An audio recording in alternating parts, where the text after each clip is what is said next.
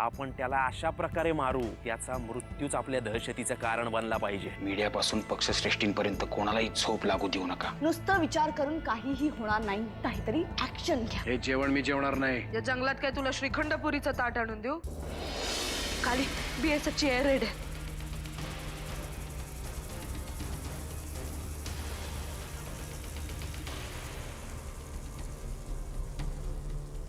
आता मला गरज नाही या वर्तमानपत्राची.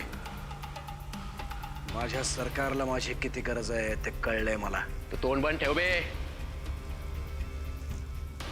नंदिनी काळजी नको करूस. आपलं लोकेशन माहित नाहीये त्यांना आणि त्यांना माहित पडावं असं काही केलं पण नाहीये आपण. ना इथं कुठला लाईट आहे ना कसला आवाज. गिरट्या घालतील आणि जातील निघून. आणि ओ नरसिंहराव, ही तुमच्याबद्दलची काळजी नाहीये बरं का. हे रोजच आहे. अशी हेलिकॉप्टर्स येतात, गोल गोल फिरतात आणि जातात निघून. माझी काळजी म्हणे.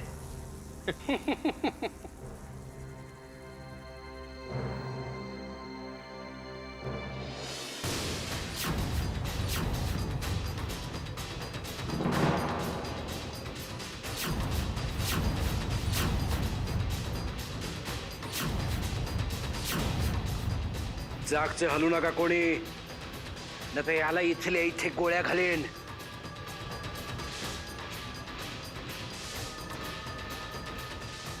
चले बघतो काय. चल चल.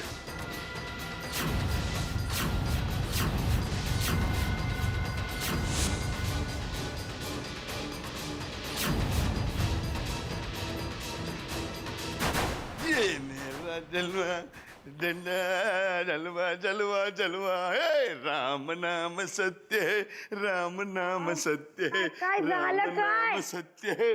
थांबा की नाचायचे. काय झालं ते सांगा आधी. लय आनंद झाला मला. पण झालं काय आनंद व्हायला? मला एक सांग, तुझ्याकडे पांढरी कापड आहेत? हे कुठं वाईट आहे? नाही येत पांढरी कापड. अगं बाई, पांढरी कापडे विकत घे, मी बी घेणार. पांढरा कोट, पांढरा मफलर. माणूस मेला की नाही पांढरी कापडे घालत्यात. अरे देवा, कोण गेला आता? आणि आता गेला नाही, पण 2-4 दिवसात जाणार दादा. दादा जाणार ट्रेन वरती. काय सांगताय काय? होय होय. तुला सांगतो, सरकारी पक्ष, विरोधी पक्ष, पोलीस डिपार्टमेंट कोणी बी त्याची दखल घ्यायला तयार नाही. अवधनी, मग तुम्हीच राजे होणार की या घरात? ए, मी होणार राजा. मग मला तुमची राणी करणार ना? राणी नाही, फार फार तर दाशी होशील माझी. पट्ट्या दाशी, आवडती दाशी.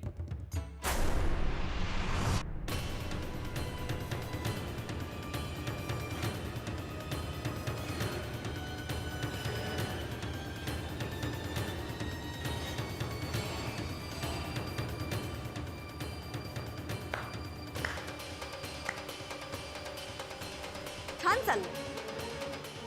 यांच्याकडून कुठली अपेक्षा ठेवणं म्हणजे व्यर्थच आहे. तुझ्याकडून थोड्याफार अपेक्षा होत्या, कारण तुझ्याबरोबर जे काही झालं ते खरंच खूप वाईट होतं, नाही? आईला काही चुकलं असेल तर माफ करा मला. माफ? मी नाही ग. आता तुम्हाला फक्त एवढंच सांगायचं की सगळ्यांच्या लाथा खात खात बाहेर जाणार आहेस का स्वतःहून चालती होणार आहेस? हो अहिल्याताई, एकदा माफी करा. ऐका तर माझं म्हणणं काय ते. तुम्ही असं नका करू. तुझ्या या गुन्ह्याला माफी नाही. बरोबर आहे तुमचं बहिणी, बरोबर आहे. या मोलकर्णीला चांगली अद्दल घडवलीच पाहिजे. हो ना, चांगली अद्दल घडवते. हा,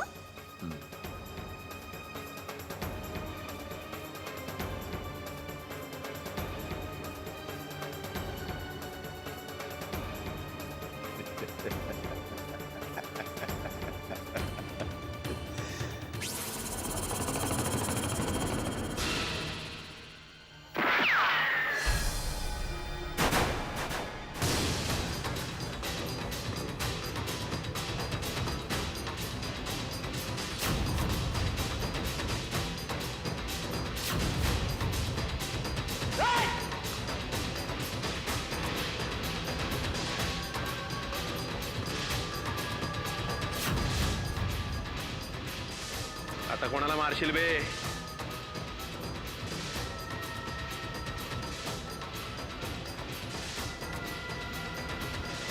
घंटा खाली ती, नाहीतर गोळी तुझ्या डोक्यात घालेल.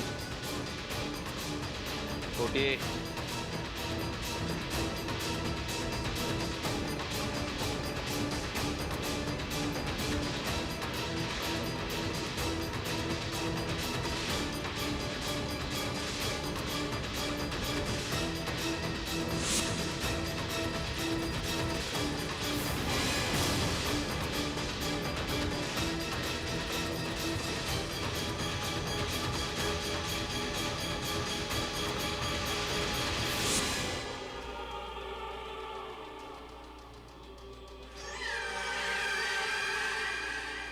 माझ्याजवळ दुसरा पर्याय नव्हता भुरे.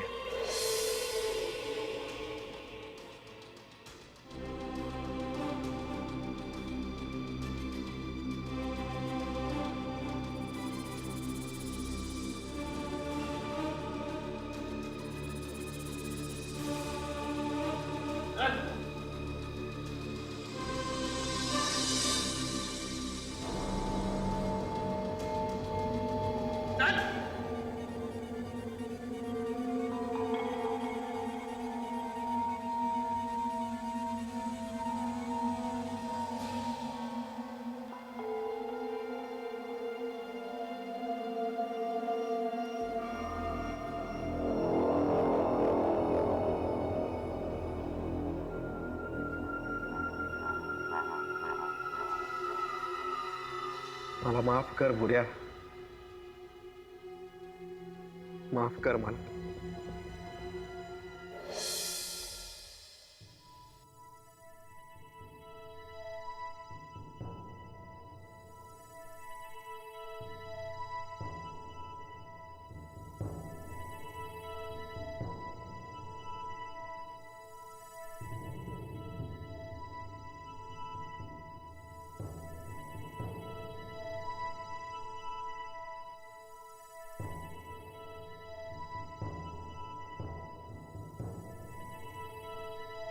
आई एम सॉरी मिसेस किलेदार, आज कुछ ज्यादा हाथ नहीं लगा हमारे.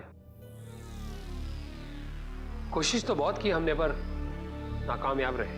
तुम्ही प्रयत्न करताय तेच खूप आहे आमच्यासाठी. नाहीतर जवळजवळ सगळ्या सरकारी यंत्रणांनी आमच्याकडे पाठ फिरवली. अपनी जाती दुश्मनी निकाल रहे हैं सब. पॉलिटिक्स में तो ये होता ही रहता है. एखाद्याचा जीव धोक्यात असताना सुद्धा. देखिए मिसेस किलेदार, हमारे देश के पॉलिटिशियन कैसे भी हो, लेकिन हम लोग आज भी देश के लिए मर मिटने को तैयार हैं. और कोई आपका साथ दे ना दे, लेकिन ये मेजर विक्रम सिंह आपके पति को छुड़ाने के लिए मरते दम तक कोशिश करता रहेगा. धन्यवाद. मी उद्या मुंबईला परत जाते, कारण मला पटलंय की माझी जास्त गरज आता तिकडे. ये तो बहुत अच्छी बात है. आप वहां से लड़िए, हम यहां से लड़ेंगे. जय हिंद.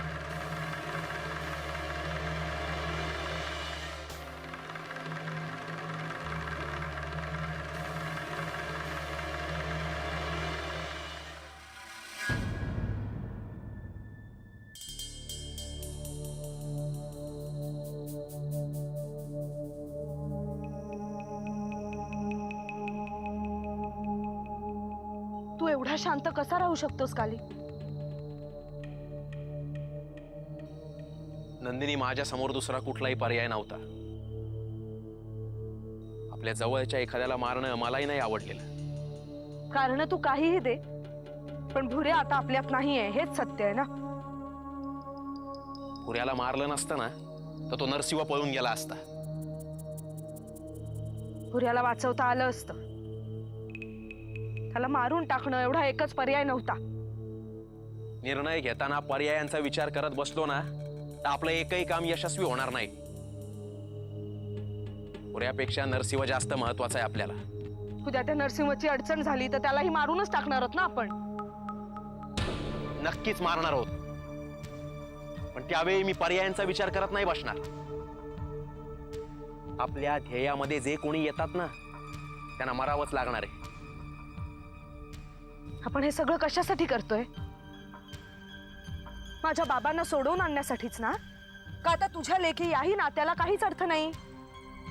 नंदिनी, शिवाप्पा फक्त बाप नाहीये तुझा, आपला प्रमुख आहे तो, आपल्या चळवळीचा नेता आहे. ही चळवळ जिवंत राहावी म्हणूनच आपण करतोय ना हे सगळं.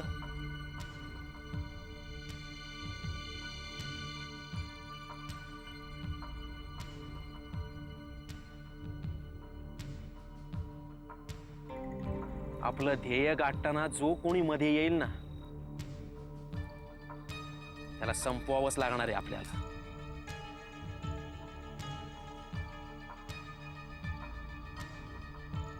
आणि त्या भुऱ्याला मी नाही मारला, त्या नरसिंहनी मारलाय.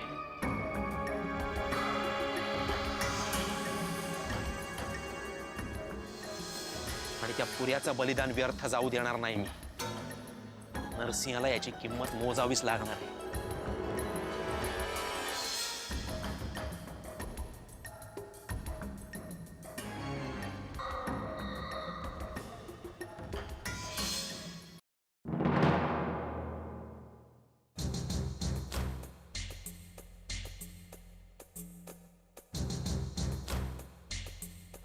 हे बघ, मी तुला शेवटचं सांगते, माझ्या मागे मागे करू नकोस. जा आणि स्वतःचं सामान आवरायला घे. अहिल्याताई, हात जोडते तुमच्या समोर.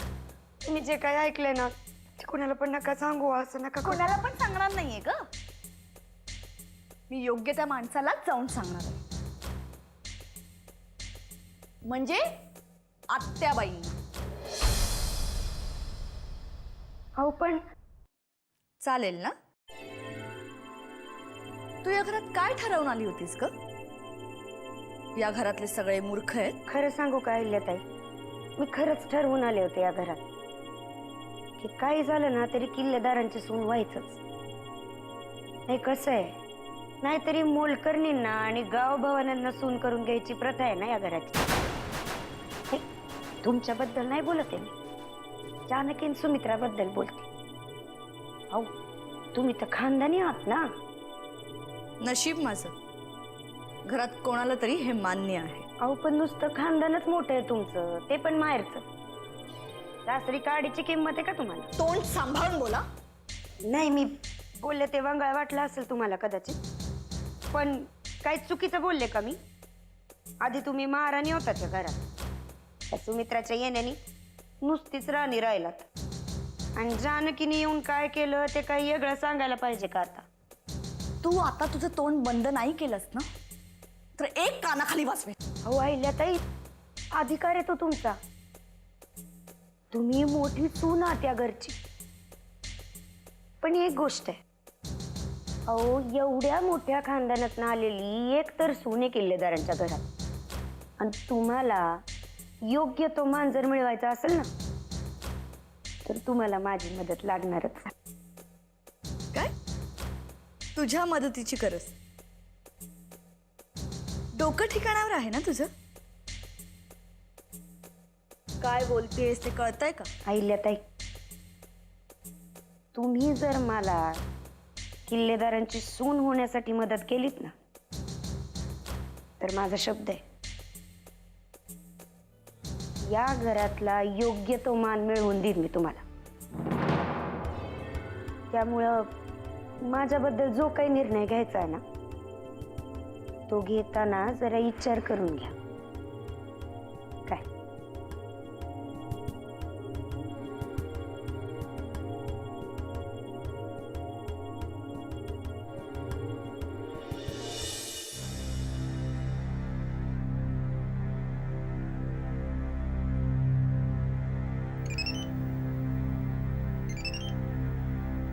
जानकी, अगं काय किती वाट बघतोय आम्ही तुझ्या फोनची. हा, कशी आहेस तू? आणि अगं तिथली परिस्थिती कशी आहे काहीच कळायला मार्ग नाहीये. हो अमृता, सांगते मी तुला सगळं. अगं इकडे इतकी घाई गडबड चालू होती की नाही करता आला मला फोन. हो अगं, ते कळलं मला, म्हणूनच आम्ही सुद्धा कोणी तुला सारखं सारखं डिस्टर्ब नाही केलं. अगं पण तरी सुद्धा काळजी वाटतेच ना गं. आणि ना इथे न्यूज चॅनलवर इतक्या वेगवेगळ्या न्यूज दाखवत आहेत ना, त्यातलं काय खरं आहे काय खोटं आहे काहीच कळत नाहीये ग. आणि त्यात तू सुद्धा फोन करत नाहीयेस. असं नको ग करूस, मध्ये मध्ये फोन करत जा ना. अमृता, इथे नक्की काय घडतंय मला सुद्धा समजत नाहीये. आणि मी तुमच्यापासून काही लपवत नाहीये. मी सांगेन जसं जसं मला कळेल ना तसं तसं मी तुम्हाला सांगेन. आणि मी त्याच्यासाठी मुंबईला येतेय. तू मुंबईला येतेस? हो, मी मुंबईला येतेय. आणि बाकी सगळं मी तिकडे आल्यावर सांगेनच. तू काळजी घे हा स्वतःची. ठेवू फोन? हो, लवकर ये आणि काळजी घे स्वतःची.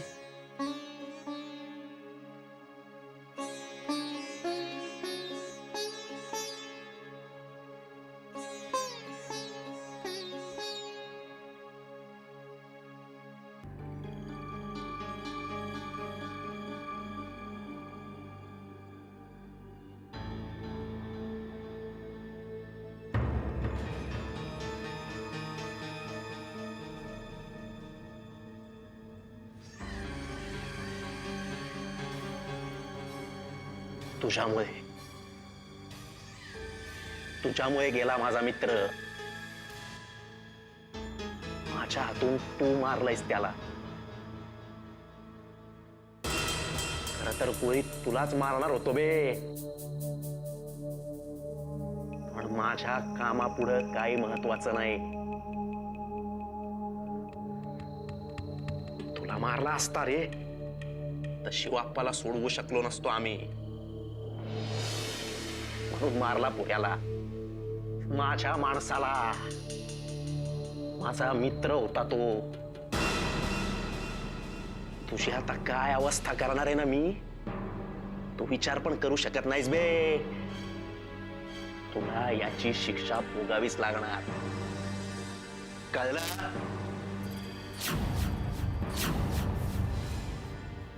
कानाप्पा,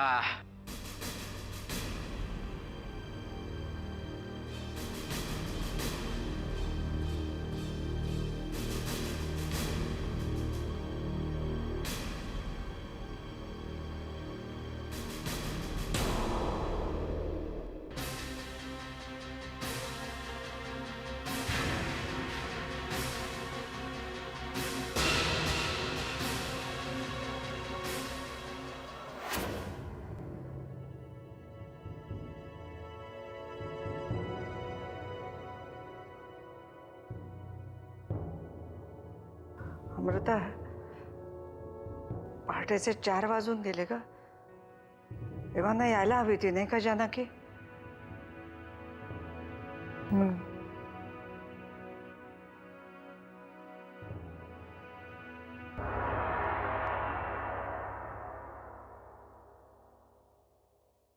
जानकी,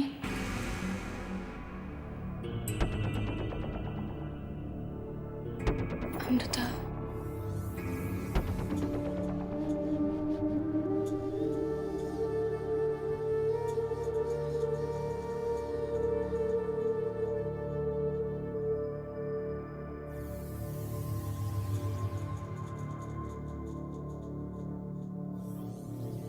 अमृता, अजून जागी आहेस? झोपली का नाहीस? कशी झोप येईल का तिला? आत्याबाई, तुम्ही सुद्धा असं बोलून कसं चालेल? आणि आपण अमृताची नाही, तिच्या होणाऱ्या बाळाची काळजी घेतोय ना. जानकी अगं, कशी झोप लागेल मला? एक शब्द सुद्धा पुढे बोलू नकोस. पहिल्यांदा जा आणि जाऊन आराम कर. हवं तर असं समज की इकडे येताना तुझ्या बाबांनी हा निरोप दिलाय म्हणून.